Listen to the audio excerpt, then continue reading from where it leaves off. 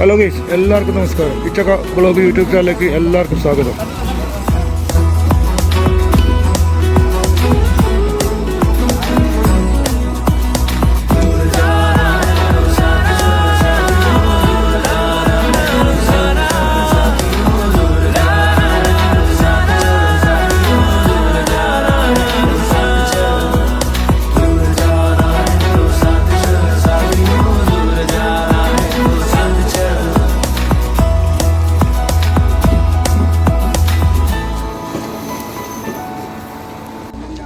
കോടിക്കണക്കിന് രൂപയുടെ മത്സ്യം നേടിത്തരുന്നതാണ് പുതിയങ്ങാടി കടൽത്തീരം.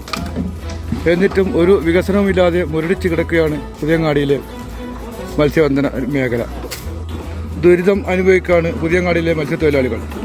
പുതിയങ്ങാടി കടപ്പുറം ചെറിയൊരു കടൽക്ഷോഭം ഉണ്ടായാൽ പോലും മത്സ്യം പിടിക്കാൻ പറ്റാതെ വളരെ കഷ്ടപ്പെടുകയാണ് പുതിയങ്ങാടിയിലെ മത്സ്യത്തൊഴിലാളികൾ. ഇതിനൊരു അടിയന്തര പരിഹാരം കാണണമെന്നാണ് ഇവിടെയുള്ള മുഴുവൻ മത്സ്യത്തൊഴിലാളികളും അഭ്യർത്ഥിക്കുന്നത്. കൂടുതൽ കാര്യങ്ങൾ ഇവിടെയുള്ള തൊഴിലാളികളോട് തന്നെ നമുക്ക് ചോദിച്ച് മനസ്സിലാക്കാം. വളരെ ദുരിതത്തിലേക്ക് മത്സ്യത്തൊഴിലാളികൾക്കും മത്സ്യക്കച്ചവടക്കാർക്കും ഒരു വഴിയിലും രക്ഷപ്പെടാൻ മാർഗമില്ലാത്ത രീതിയിലേക്കാണ് പോകുന്നത്.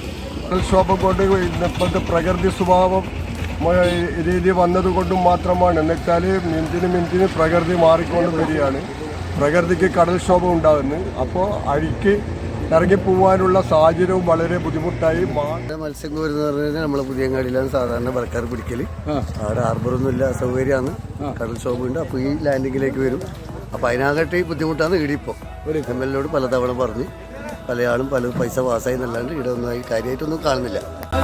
എൻ്റെ ഈ ചെറിയ വീഡിയോ നിങ്ങൾക്ക് എല്ലാവർക്കും ഇഷ്ടമായെന്ന് കരുതുന്നു. നിങ്ങളെല്ലാവരും എൻ്റെ ഈ വീഡിയോ ലൈക്ക് ചെയ്യുക, ഷെയർ ചെയ്യുക, കമൻറ്റ് ചെയ്യുക. അതിനടുത്തുള്ള ബെല്ലൈക്കൻ ചവിട്ടി പൊട്ടിക്കുക. എല്ലാവർക്കും നന്ദി, നമസ്കാരം. സബ്സ്ക്രൈബ് ചെയ്യാൻ പ്രത്യേകം മറക്കല്ലേ.